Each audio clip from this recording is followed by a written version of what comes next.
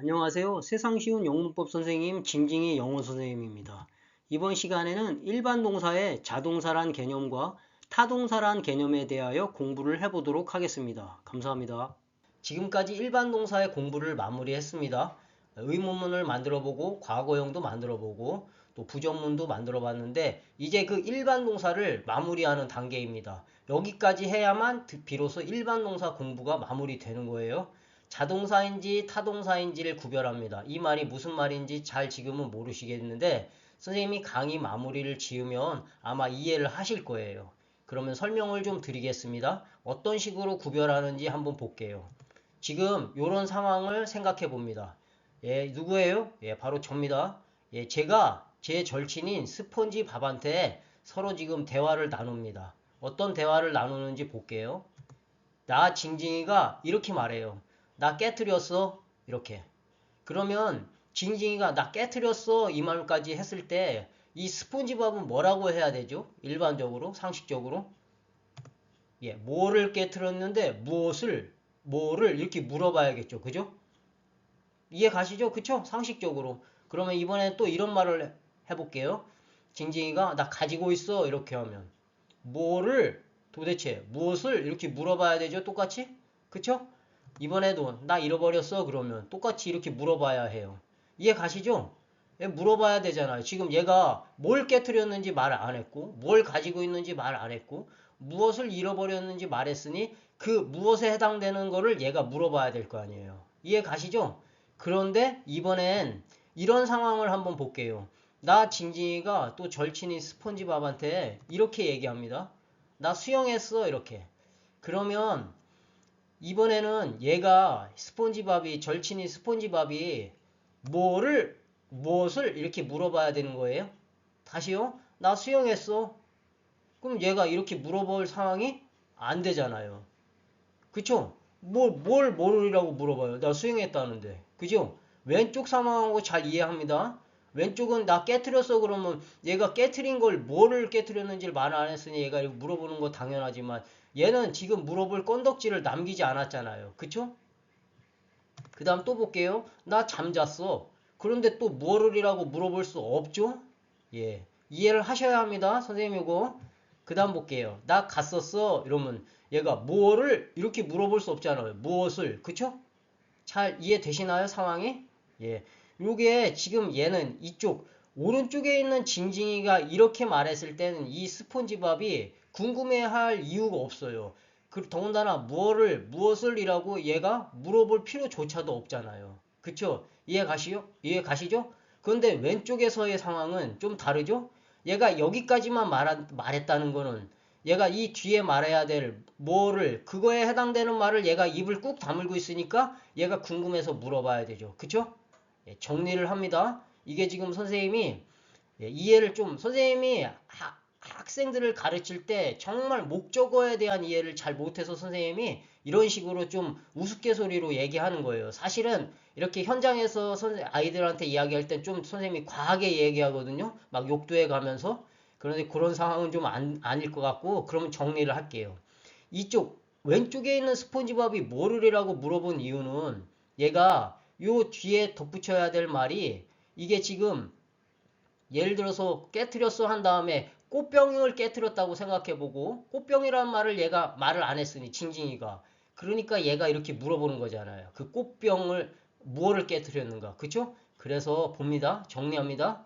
이렇게 징징이가 여기까지만 말했을 때 스폰지밥이 뭐를이라고 물어봐야 되는 이런 상황들 이 동사에 달려 있는데 이렇게만 말했을 때 상대방이 이렇게 궁금해야 할 말을 뭐를이라고 말을 해야 하는 상황을 바로 타동사라고 합니다.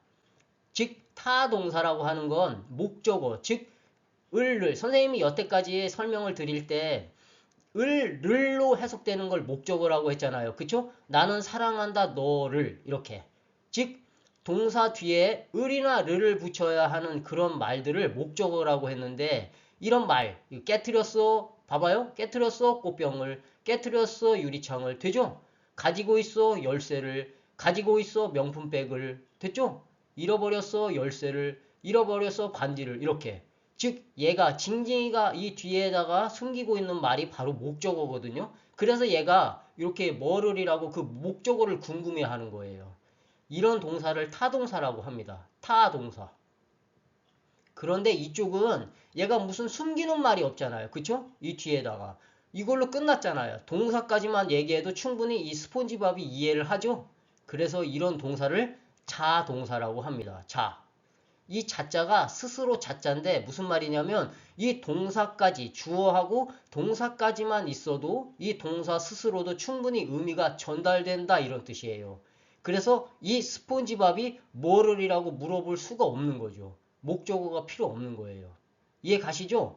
이렇게 목적어가 필요하고 목적어가 필요 없는 거를 구별해야 합니다. 동사에 대해서. 왜 그럴까요?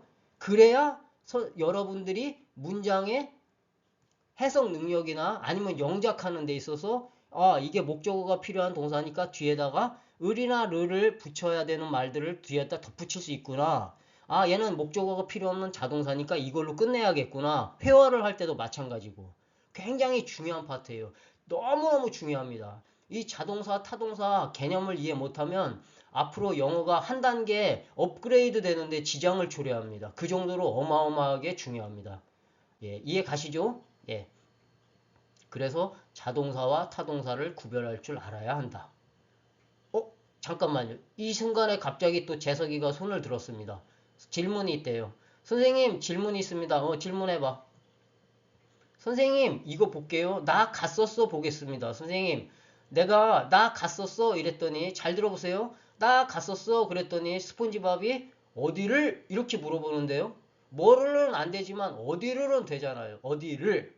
선생님이 여태까지 을이나 르를 붙이면 걔가 목적어라고 했는데 어디를 하고 를 자를 붙였잖아요. 그러면 얘는 목적어가 필요한 동사 아니에요? 갔었어는? 예, 선생님이 이건 지금 멍청한 질문일까요? 아니면 엄청 영리한 질문일까요? 여러분들 무슨 질문에는 있잖아요. 선생님이 그냥 장난식으로 얘기하는 거지만 멍청한 질문이라는 건 없어요. 이 세상에. 여러분들 있잖아요. 질문할 때 굉장히 두려워하거나 하면 안 됩니다. 무슨 질문이라도 해야 돼요. 선생님이 가장 좋아하는 친구들이 어떤 친구들인지 알아요? 질문 많이 하는 친구들. 되게 열의가 있는 거거든요. 그러니까 지금 상황은 이렇게 질문하는 거는 이런 내용. 다시 볼게요. 이거는 선생님이 학생들한테 설명하기 조금 어려운 부분이에요. 사실은. 볼게요. 나 갔었어. 그럼 선생님 어디를 그러면 목적어잖아요. 이렇게 말해버려요.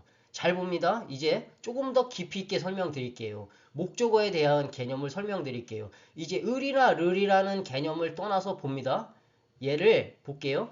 나 깨트렸어 그러면 이 뒤에다 예를 들어서 꽃병이라는 말을 숨겼다고 칩시다. 그러면 나 깨트렸어 꽃병을 이렇게. 그러면 이 꽃병이라는 말이 이 동사에 대하여 이 깨트렸다는 거에 대한 상대를 말하는 거죠. 그쵸? 이걸 어려운 말로 대상이라고도 하고 그러면 상대, 즉 원래는 목적어를 대상어라는 말도 쓰기도 하는데 그렇게 이해하는 거예요. 깨트렸어 하면 이 주어가 이런 동작을 이러한 상대한테 하는 거잖아요. 그쵸? 예를 들어 볼게요. 나 가지고 있어 그러면 뭐를 가지고 있는지 이 대상이 있다는 거잖아요. 상대가 가지고 있는 대상. 그쵸? 잃어버렸어 그러면 그 잃어버린 거에 대한 대상이 있다는 거죠. 열쇠면 열쇠를 이렇게. 그러면 거꾸로 얘기해 봅시다. 만약에 꽃병이라고 치면 첫 번째 상황에서 그러면 이렇게 말해도 되죠. 나 꽃병을 깨트렸어 라는 말은 꽃병 입장에서는 꽃병이 깨졌어 나한테 이런 말로 할 수 있잖아요. 그쵸? 다시요. 내가 꽃병을 깨트렸어 라는 말은 꽃병 입장에서는 꽃병이 깨졌어 이런 말을 할 수 있죠. 즉 이런 관계. 이 주어가 이런 행동을 상대한테 하는 이런 관계가 거꾸로 이 상대가 이런 행동을 받게끔 입장을 바꿀 수 있죠. 그쵸? 이런 관계가 성립할 때 바로 이 상대가 이게 바로 목적어예요. 되게 중요한 개념입니다. 되게 중요해요. 나중에 수동태, 능동태 이런 개념도 있는데 그런 개념을 이해해야 합니다. 그런 개념을 이해하기 위한 지금 초보 단계다 이렇게 이해하시면 돼요. 그런데 여기 볼게요. 그러면 얘를 나 갔었어 그러면 학교를 이렇게 한다고 칩시다. 학교를 목적어라고 생각하고 지금 그런 거잖아요. 어디를이라는 말, 즉 을을 붙였으니 목적어라고 지금 물어본 건 나 갔었어 학교를 되잖아요. 그쵸? 그러면 역으로 아까 선생님 얘기했듯이 꽃병이 깨졌어처럼 해볼게요. 나 갔었어 학교를은 되는 것 같지만 학교는 가졌어 나한테 이런 말은 없잖아요. 국어적으로 봤어도. 그죠? 학교가 가졌어 나에 의해서 이런 말은 성립이 안 되잖아요. 그런데 얘는 볼게요. 얘는 꽃병이 깨졌어. 그 다음에 열쇠가 잃어버려졌어. 이런 말은 할 수 있잖아요. 물론 어색은 하지만 얘는 더 어색하잖아요. 학교가 가졌어. 이런 말은 사실은 좀 말하기 어렵죠. 즉 이런 관계가 성립되지 않는다는 거예요. 거꾸로 입장을 바꿨을 때. 그래서 이거를 그러면 아까 재석이가 질문하듯이 한다고 영작을 한다면 I go school이 돼버리는 건데 이 go가 목적어가 필요 없는 자동사기 때문에 I go to school이라고 해야 돼요. to 방향을 나타내는 즉 한국말을 나는 한 학교를 갔었어가 아니라 나는 학교에 갔었어라고 해야 하는 거죠. 이해되세요? 예, 굉장히 중요한 개념입니다. 자동사와 타동사가 어마어마하게 중요한 개념이에요. 그래서 선생님이 이렇게 선생님 지금 그럼 지금까지 얘기한 무슨 대상이니 상대니 뭐 누구 입장에선 다시 생각해 봐야 된다 이런 말 어려우면 이 말만 생각합니다. 상대방이 내가 주어랑 동사까지만 얘기했을 때 상대방이 뭐를 꼭 이 말이에요. 다른 말 안 돼요. 어디를 뭐 어떤 곳을 이런 거 안 돼요. 무조건 뭐를이라고 물어봐야 돼요. 뭐를. 이게 성립이 되면 얘가 타동사예요. 이렇게 물어봐야 되면 얘가 타동사이기 때문에 목적어를 숨겼다. 그래서 얘가 목적어를 궁금해한다. 이렇게 이해하시면 됩니다. 아셨죠? 상대인지 얘 입장에서 꽃병이 깨졌어 이런 관계가 성립돼야 된다. 이게 어려우시면 100%입니다. 100%. 선생님이 이 다음 시간에는 문제를 선생님이 출제를 해놨는데 그 문제를 한번 풀어보시면 정말 이해가 잘 되실 겁니다. 이상으로 자동사와 타동사에 대한 개념을 설명을 드렸습니다. 감사합니다.